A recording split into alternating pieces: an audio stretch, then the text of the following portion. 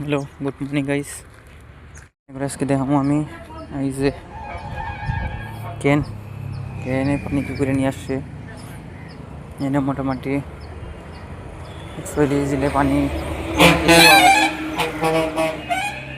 তো দেখেন কথা হইলো এনে করে দিলে মোটামুটি ট্যাঙ্কিতে পানি থাকে। সেই পানিগুলো হচ্ছে লুনিয়া মানে লবণ মিশ্রিত।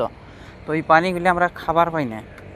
তো আমি যেতেছি ওই যে বিল্ডিং দেখা যায়, বিল্ডিংয়ের মানে লেফট সাইডে যে গভর্নমেন্ট ফ্যাসিলিটিস আছে। এদিকে আপনার কী কয়, ওইদিকে মোটামুটি রেজিস্ট্রেশন করে একটা মানে এটিএমের মতো কার্ড দিয়ে আর কি।